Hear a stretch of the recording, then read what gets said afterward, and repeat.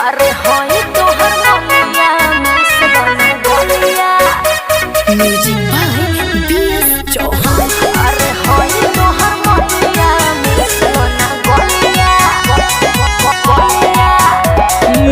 बात कौन बाज तना दे तारू यार अब रोज संगे हमरा करो तारू सफर। अरे हो सुनो बात कौन बाज तना दे तारू यार अब रोज संगे हमरा करो तारू सफर। लागता कि छोड़ले बाडू, लागता कि छोड़ले बाडू सब काम जलिया। अरे होई तोहर मलिया मिस ना गलिया। मन भर चाटल ना ओठावा के ललिया।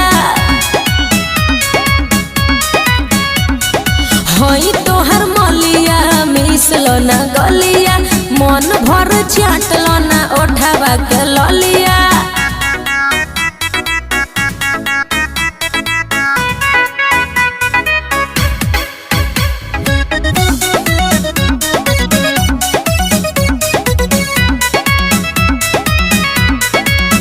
धोखा धड़ी पेट न भरी जे तू ऐसे करब।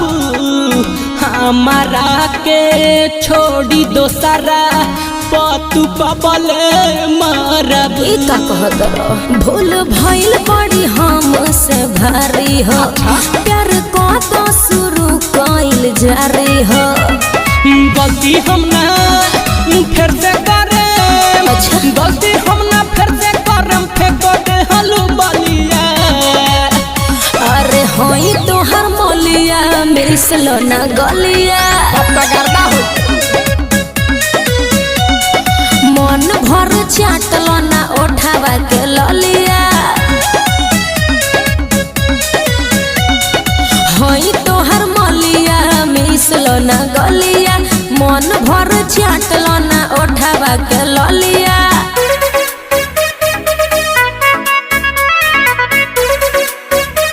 Music by BS Chauhan. ऐसे रिकॉर्डिंग स्टूडियो आदित्य संतुलाल मनु तोहरा से प्यार ना करी। और संतु जवल असमित विराट तो पे ना मरी। गुस्सा थूक दो ना ए हमर सोना हो। सुजित सन्यासी बड़ा दिल के कोना हो। घूमी घूमी छूटा चरलू, घूमी घूमी छूटा चरलू माजा मरलू खलिया। एहो होई तोहर मलिया मिस ना गलिया। सही में मन भर चाटल ना ओठावा के ललिया। होई तोहर मलिया मिस ना गलिया। मन भर चाटल ना ओठावा के ललिया। चला मन बात।